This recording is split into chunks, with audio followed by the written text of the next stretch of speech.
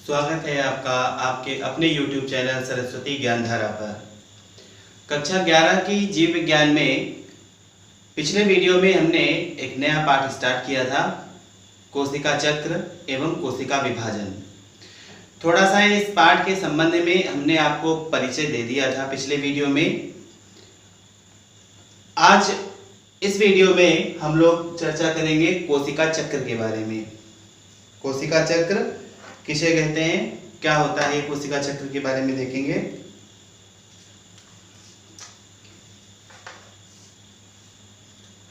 घटनाओं का वह क्रम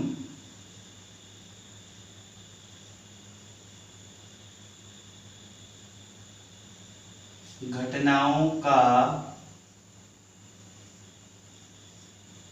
वह अनुक्रम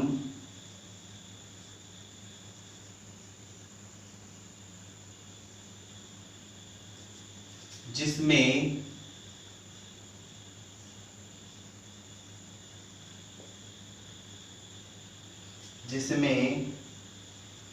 कोशिका अपने जीनोम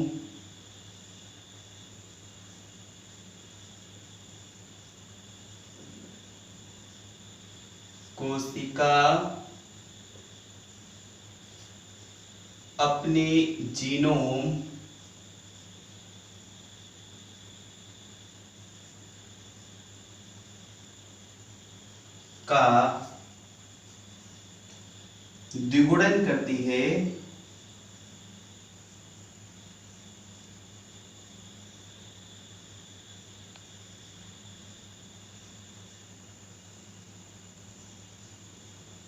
द्विगुणन का मतलब जस्ट डबल करना, ठीक है। द्विगुणन करती है एवं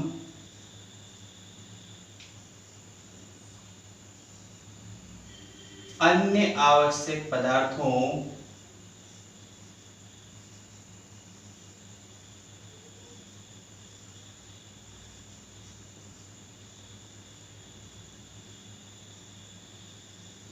का संश्लेषण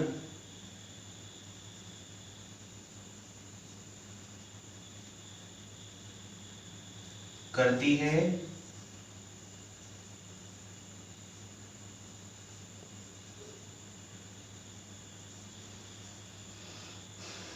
और विभाजित होकर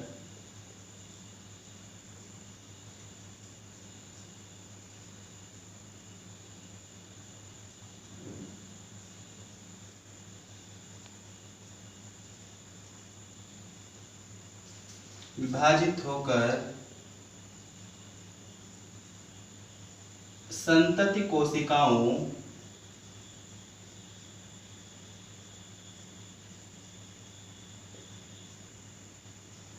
का निर्माण करती है। घटनाओं का वह अनुक्रम जिसमें कोशिका अपने जीनोम का द्विगुणन करती है एवं अन्य आवश्यक पदार्थों का संश्लेषण करती है और विभाजित होकर संतति कोशिकाओं का निर्माण करती है, उसे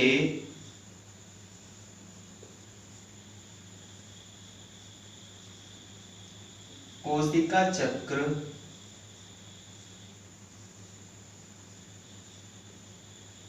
कहते हैं।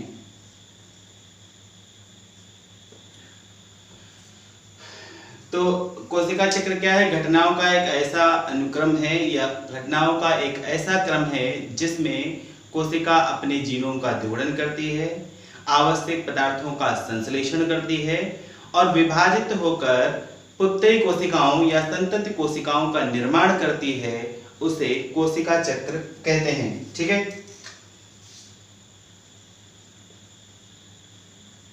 कोशिका चक्र को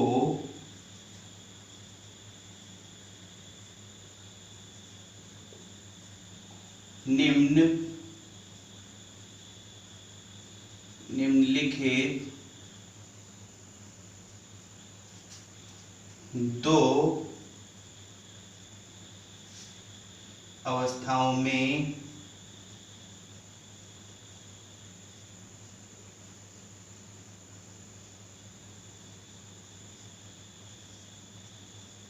बांटा जा सकता है।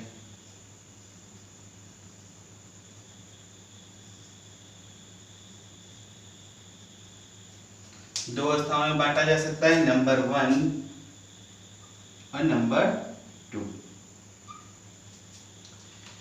नंबर 1 है अंतरावस्था। अंतरावस्था, ठीक है। और नंबर 2 है आपकी विभाजन प्रावस्था।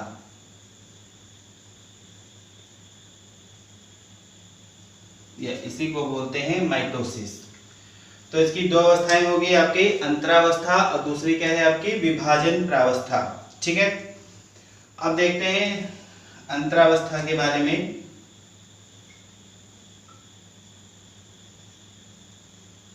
अंतरावस्था अंग्रेजी में इसको बोलते हैं इंटरफेस।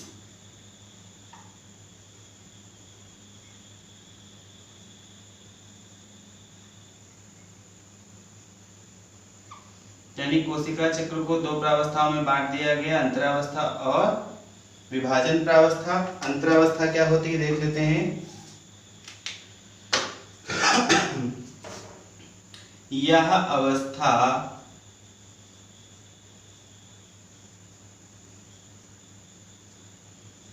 दो क्रमिक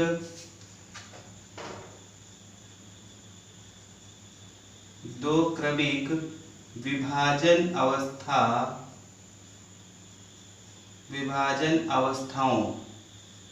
अब विभाजन अवस्थाओं को हम क्या बोलते हैं, एम लिख देते हैं। विभाजन अवस्थाओं के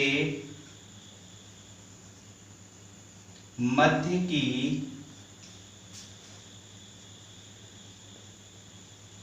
अवस्था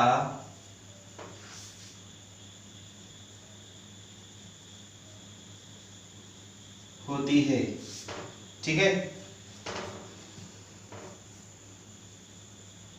इस अवस्था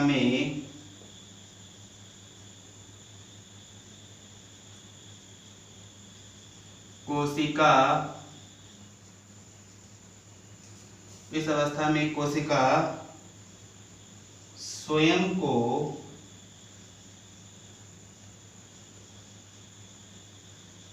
विभाजन हेतु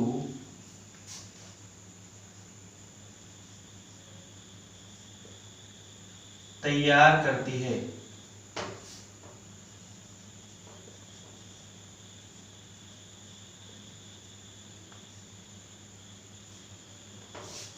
यह एक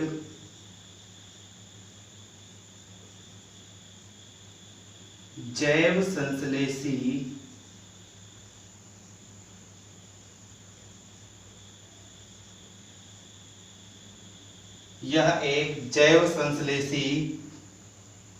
प्रावस्था होती है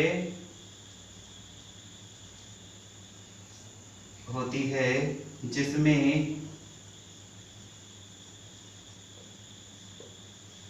कोशिका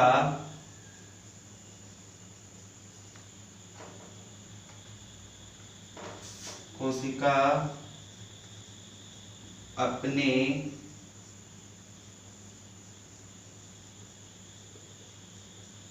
कोशिकांगों का द्विगुणन करती है।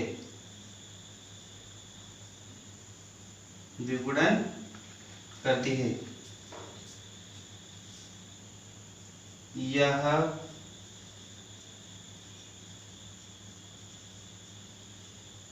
कोशिका चक्र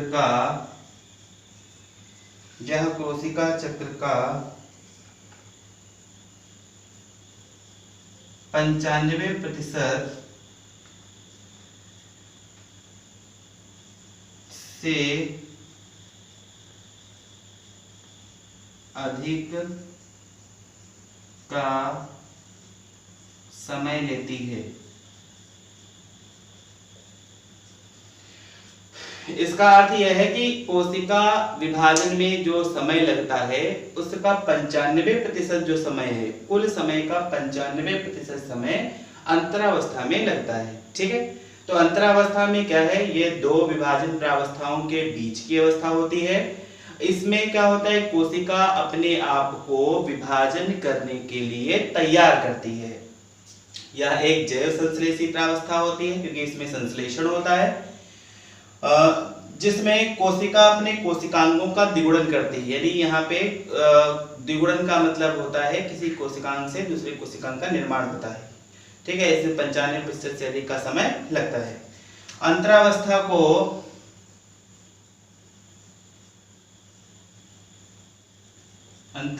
को 3 उप प्रावस्थाओं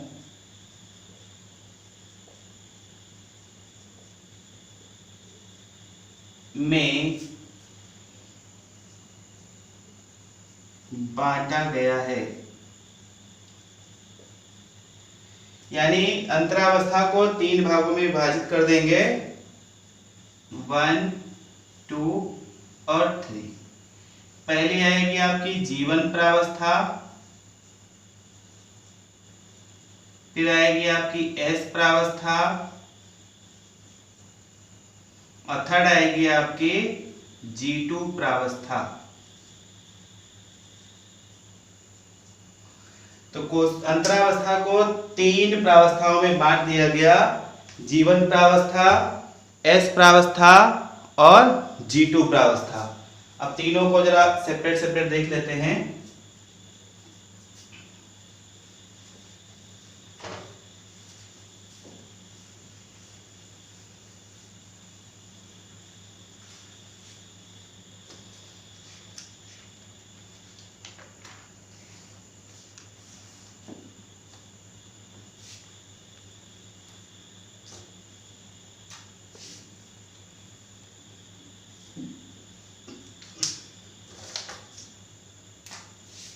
नंबर 1 आपका हो जाएगा क्या, जीवन प्रावस्था, या अंग्रेजी में इसको क्या लिख सकते हैं, जीवन फेज, या इसको और बोल सकते हैं क्या, growth phase first growth phase, प्रथम वृद्धि प्रावस्था भी इसको बोल सकते हैं। ठीक है, इस प्रावस्था में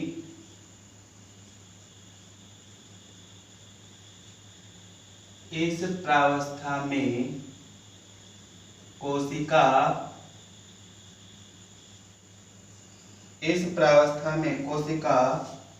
उपापचयी रूप से सक्रिय होती है,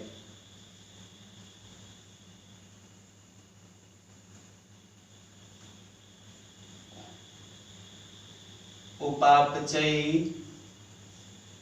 रूप से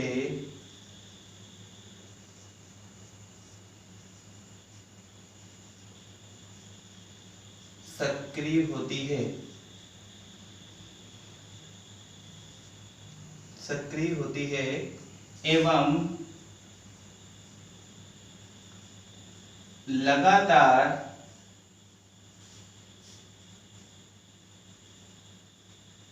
वृद्धि करती है। तो इस प्रावस्था में कोशिका उपापचयी रूप से सक्रिय होती है और लगातार क्या करती है, वृद्धि करती है। इस प्रावस्था में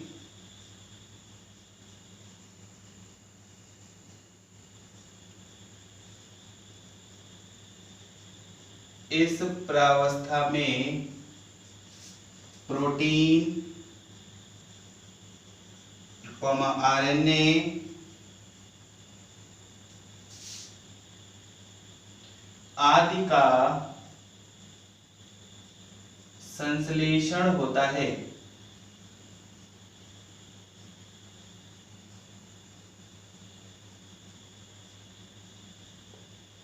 आदि का संश्लेषण होता है। इस प्रावस्था में डीएनए,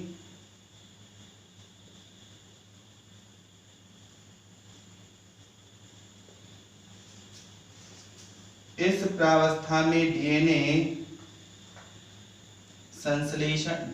के संश्लेषण के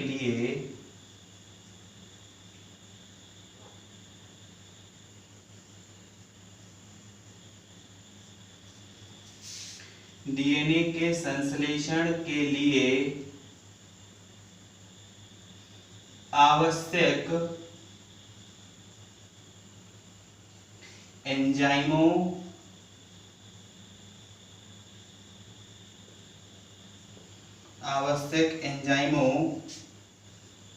का संश्लेषण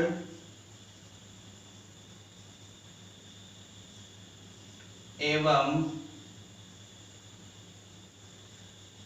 संग्रह होता है।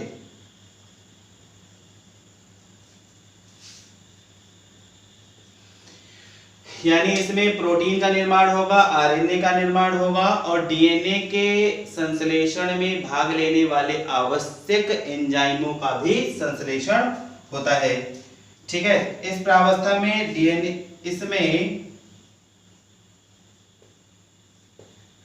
डीएनए के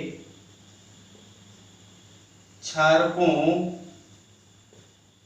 जो डीएनए में क्षारक होते हैं एडेनिन, ग्वानिन, थाइमिन और साइटोसिन का संश्लेषण भी होता है। क्षारकों का संश्लेषण भी होता है। इसमें कोशिका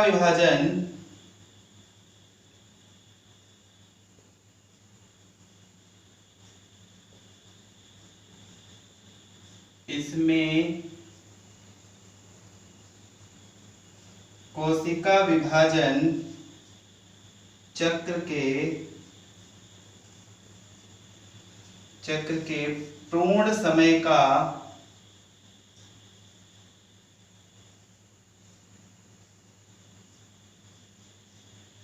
30 से 40% समय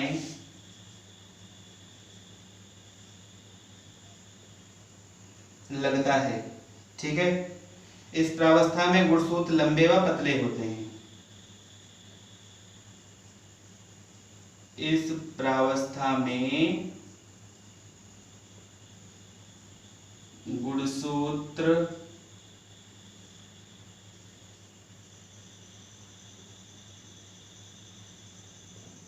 लंबे व पतले होते हैं।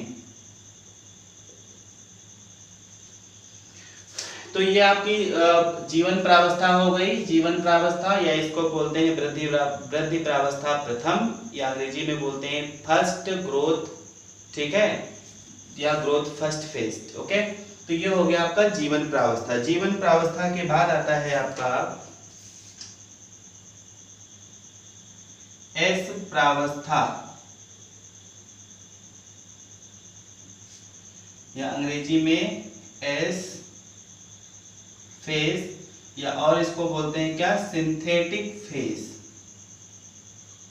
एस प्रावस्था, एस फेज या फिर सिंथेटिक फेज, क्योंकि इसमें संश्लेषण होगा, डीएनए से डीएनए का संश्लेषण होगा, इसीलिए इसको बोलते हैं एस प्रावस्था, संश्लेषण प्रावस्था, सिंथेटिक फेज या एस फेज, इतने नाम हो सकते हैं। ठीक है, यह प्रावस्था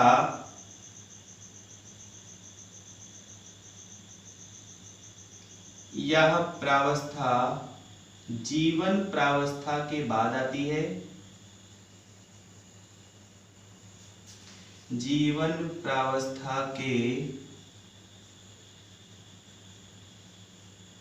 बाद आती है। इसमें डीएनए एवं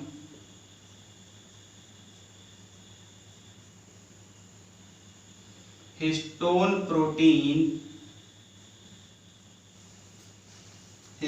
प्रोटीन का संश्लेषण होता है।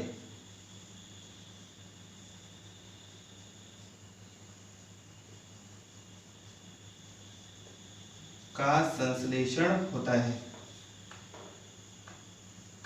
इस प्रावस्था में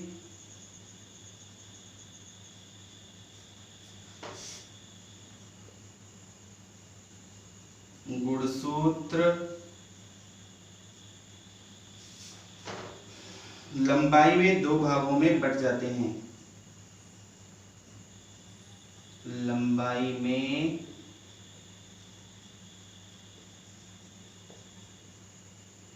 दो भागों में बट जाते हैं, या कह सकते हैं गुणसूत्र अपनी लंबाई की दृष्टि से बीच से फट जाते हैं दो भागों में, जिसे दो भाग बन जाते हैं, दो भागों में बट जाते हैं। अतः इस प्रावस्था में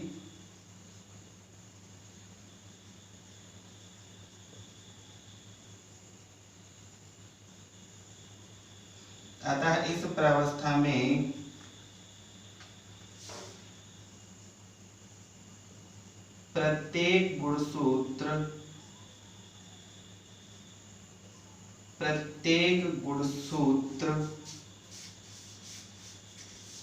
इस प्रावस्था में क्या होगा, प्रत्येक गुणसूत्र से दो अर्ध गुणसूत्र बनते हैं।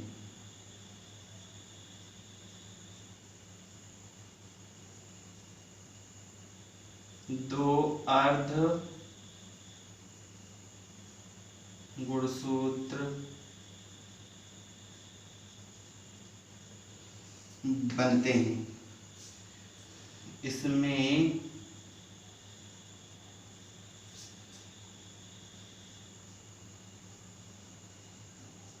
कोशिका चक्र का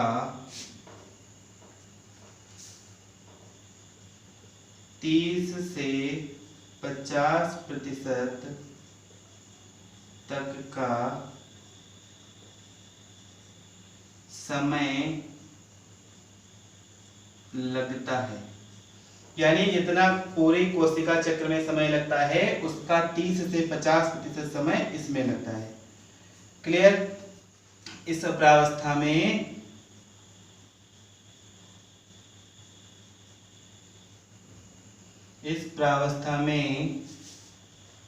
डीएनए की मात्रा दुगनी हो जाती है।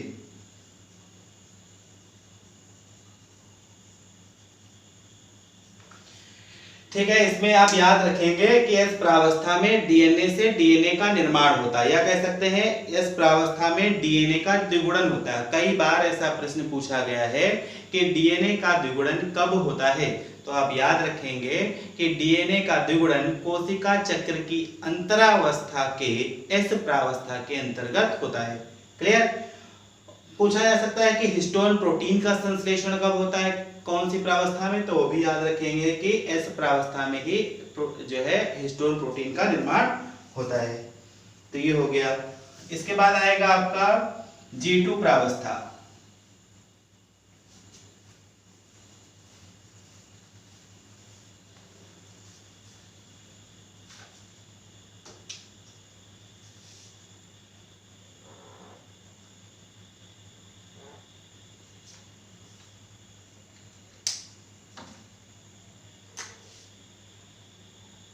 G2 प्रावस्था, ठीक है, नंबर 3।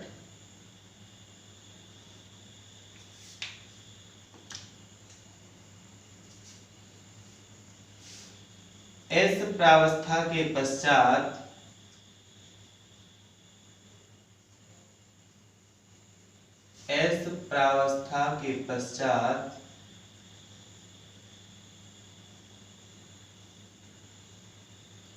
G2 प्रावस्था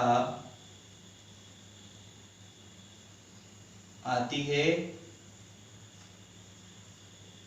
भाई पहले आपका हो गया G1, फिर हो गया S, अब फिर क्या आएगा, G2 प्रावस्था आएगी। ठीक है, इस प्रावस्था में कोशिका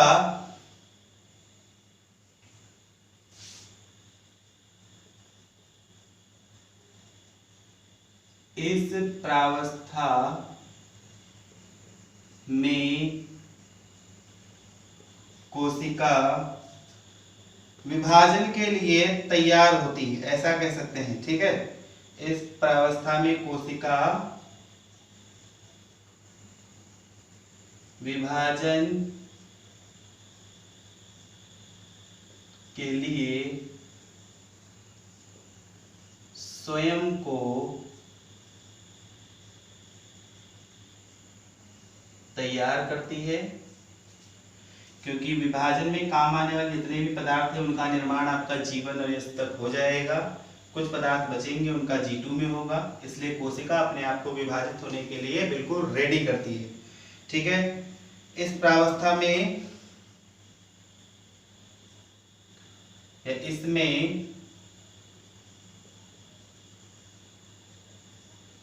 कोशिका चक्र का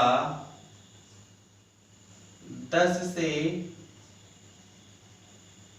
20% तक का समय लगता है।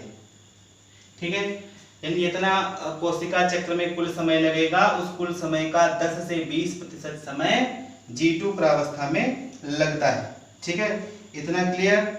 अगला देखेंगे इसमें इस प्रावस्था में डीएनए का संश्लेषण जो होगा वो क्या होगा, स्टॉप हो जाएगा। एस फेज में स्टार्ट हुआ था और यहाँ पे आके बंद हो जाएगा।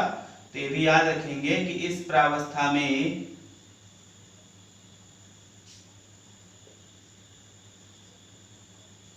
डीएनए का संश्लेषण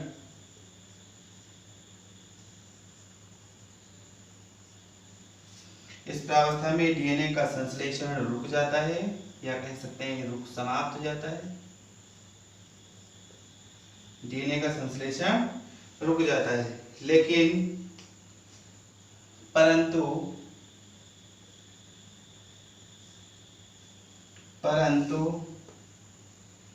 आरएनए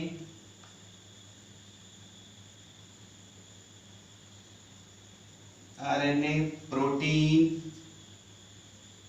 आदि का संश्लेषण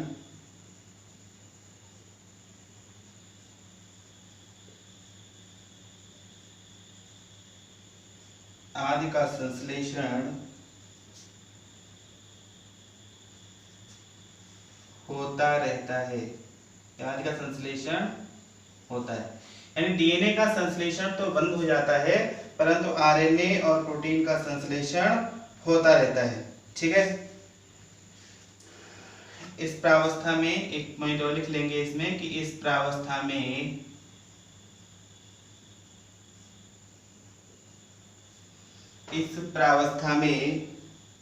माइटोकॉन्ड्रिया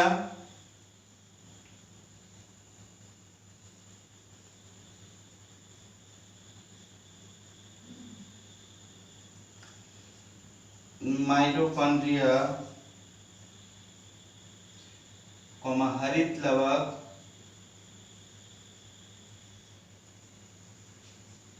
तथा गोल्जी काय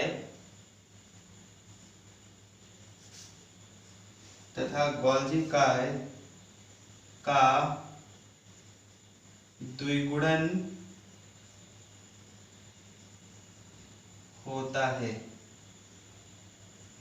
ठीक है, तो यह आपका हो गया G2 प्रावस्था। माइटोकॉन्ड्रिया हरित लवक और गोल्जी काय का द्विगुणन का मतलब माइटोकॉन्ड्रिया से माइटोकॉन्ड्रिया का निर्माण, हरित लवक से हरित लवक का निर्माण होता रहता है। ठीक है, तो आपकी ये पहली फेज आपकी पूरी हो गई। डायग्राम में देखें तो ये यहाँ से लेकर और यहाँ तक आपकी क्या है, अंतरावस्था है।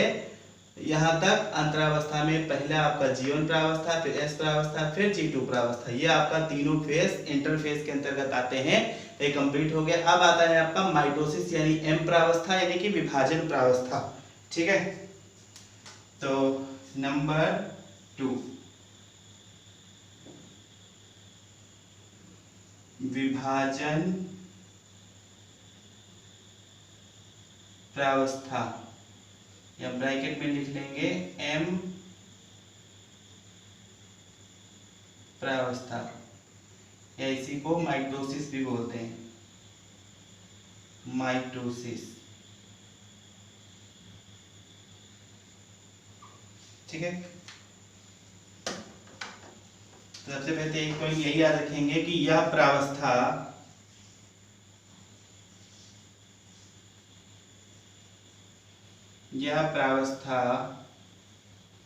G2 प्रावस्था के बाद आती है।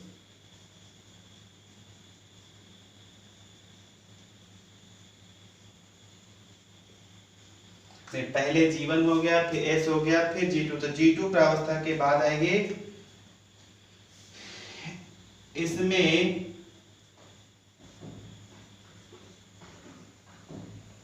सूत्रीय विभाजन की या कहें समसूत्री विभाजन की वास्तविक क्रिया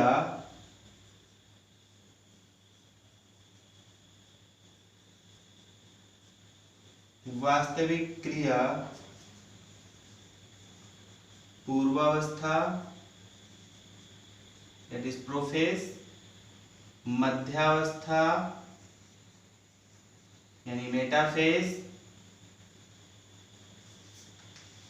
पश्चावस्था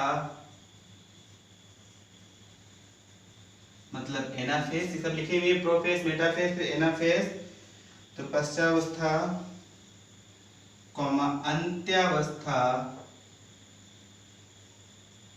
अंत्यावस्था मतलब टीलोफेज।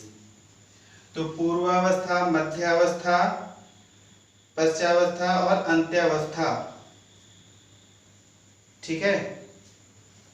वास्तविक क्रिया पूर्वावस्था, मध्यावस्था, पश्चावस्था, अंत्यावस्था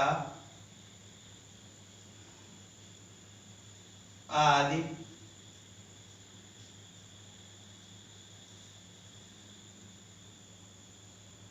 के द्वारा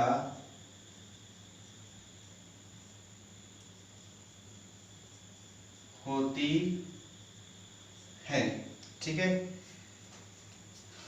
इस प्रावस्था में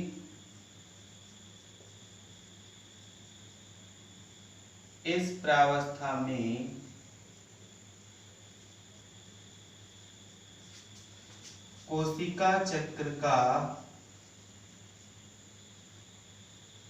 5 से 10% तक का समय लगता है।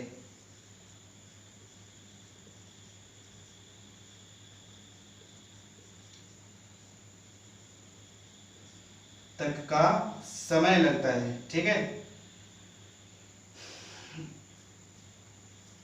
तो ये आपका कोशिका चक्र आपका पूर्ण हो गया है, ठीक है। एक नोट यहाँ पे डाल लेंगे,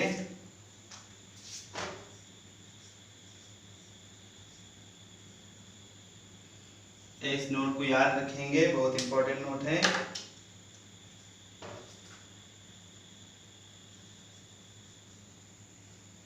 मनुष्य में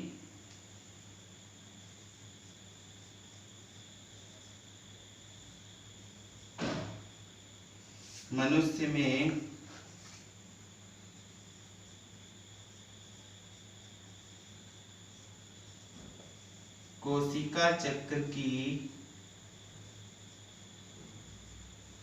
औसतन मतलब एवरेज अवधि 24 घंटे की होती है, ठीक है। मतलब मनुष्य में जो कोशिका विभाजन होता है, यानी कोशिका चक्र चलता है, उसमें कुल मिला के लगभग 24 घंटे का समय लगता है, ठीक है। तो ये आपका कोशिका चक्र हो गया। ये डायग्राम देख लें, इस डायग्राम को ऐसे ही बनाना है। ये पहले देखें, इसको आपको दो मुख्य प्रावस्थाओं में बांटा गया है। इसके दो मुख्य प्रावस्थाएं हैं। पहली ये देखिए, ये यहाँ से लेकर और यहाँ तक, ये क्या है आपकी इंटरफेस यानी अंतरावस्था है। और फिर ये यहाँ से लेकर यहाँ तक क्या है, विभाजन अवस्था या माइटोसिस है, ठीक। तो अंतरावस्था में 3 प्रावस्थाएं थी। ये आपकी जीवन प्रावस्था है, इसमें सेल ग्रोथ एंड डेवलपमेंट होगा। उसके बाद एस प्रावस्था है, इसमें डीएनए के सिंथेसिस यानी डीएनए का संश्लेषण होगा। फिर G2 अवस्था है, इसमें भी क्या होगा, सेल ग्रोथ एंड डेवलपमेंट, कोशिका की वृद्धि और विकास होगा। उसके बाद आता है दूसरा आपका आता है M प्रावस्था यानी कि विभाजन प्रावस्था। विभाजन प्रावस्थाओं में 4 प्रावस्थाओं में बांटा गया है, प्रोफेज, मेटाफेज, एनाफेज, टेलोफेज। यही विभाजन के इसमें अभी लिखा था आपका पॉइंट कि यह सूत्री विभाजन की वास्तविक क्रिया तो इन 4 प्रावस्थाओं के अंतर्गत होती है और कोशिका विभाजित होकर दो पुत्री कोशिकाओं में बदल जाती है, या कह सकते हैं कि कोशिका विभाजित होकर 2 संतत कोशिकाओं या 2 पुत्री कोशिकाओं का निर्माण कर लेती है। और इस प्रकार से यह आपका कोशिका चक्र कंप्लीट हो जाएगा। एक कंप्लीट होगा, दूसरा फिर से स्टार्ट हो जाएगा। ठीक है, तो याद रखेंगे आप, ये अंतरावस्था अगर ओवरऑल देखा जाए तो अंतरावस्था एक ऐसी अवस्था होती है जिसमें कोशिका अपने आप को विभाजित करने के लिए तैयार करती है। और इस तैयारी में क्या होगा कि विभाजन में काम आने वाले आवश्यक पदार्थों का संश्लेषण करती है, डीएनए से डीएनए का निर्माण करती है। तो यह आपका ये कोशिका चक्र समाप्त हो गया। आशा है आपको यह वीडियो समझ में आ गया होगा। वीडियो समझ में आ गया है तो वीडियो को लास्ट तक देखेंगे और वीडियो को लाइक करेंगे और अपने दोस्तों में इसे शेयर कर देंगे। अगर आपने इस चैनल को अभी तक सब्सक्राइब नहीं किया है तो सब्सक्राइब कर देंगे और बेल आइकन दबा देंगे। बेल आइकन दबाएंगे तो जैसे ही कोई वीडियो अपलोड होगा मेरे द्वारा तुरंत उसका नोटिफिकेशन आपको प्राप्त हो जाएगा। तो ठीक है भाई, ठीक है, बने रहिए और देखते रहिए सरस्वती ज्ञानधारा। Thank you.